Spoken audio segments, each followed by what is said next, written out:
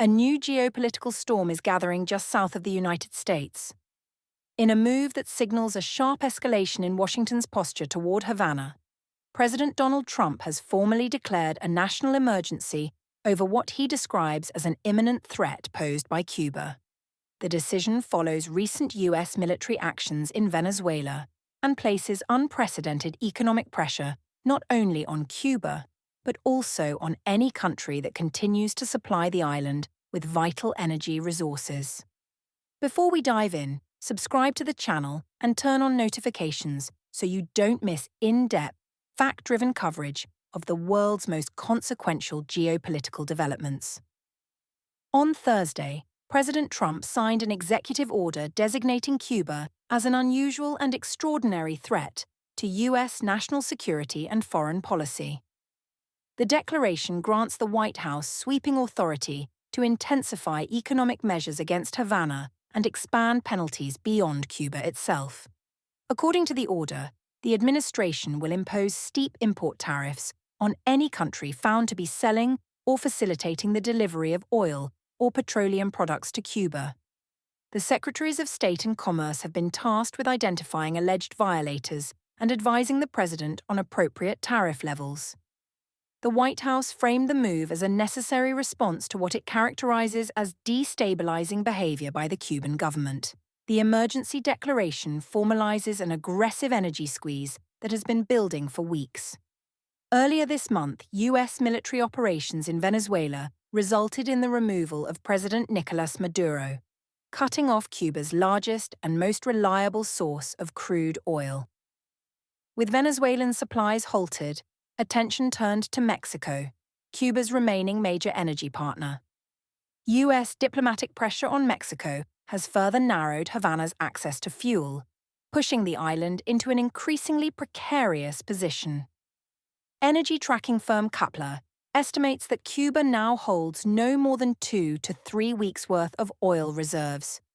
The impact is already being felt nationwide, with widespread power outages disrupting daily life and industrial activity. Analysts warn that without immediate resupply, the country could face a severe economic downturn and a growing humanitarian emergency. In official statements, the White House accused Cuba of engaging in activities it claims undermine regional stability. Among the allegations are that Havana hosts what U.S. officials describe as Russia's largest foreign signals intelligence facility and provides refuge to groups designated by Washington as terrorists. The administration also asserted that Cuba continues to promote ideological influence across Latin America and the Caribbean, portraying the emergency declaration as part of a broader effort to counter what it calls hostile political expansion in the Western Hemisphere. President Trump has publicly stated that Cuba's leadership is nearing collapse, arguing that the loss of oil revenue and external support has pushed the government to a breaking point. Cuban President Miguel Díaz-Canel has rejected Washington's claims and dismissed the pressure campaign. In recent remarks, he described the U.S. actions as threats intended to intimidate the Cuban population, and reaffirmed that the government would continue to resist external coercion. Cuban officials maintain that the country has endured decades of economic isolation and will seek alternative partnerships to withstand the latest escalation. Cuba has lived under a U.S. trade embargo since the early 1960s, but the current situation evokes memories of a far more dangerous era. The last time Washington seriously contemplated direct maritime enforcement against Cuba was during the 1962 missile crisis, when President John F. Kennedy ordered a naval quarantine to block Soviet weapons shipments.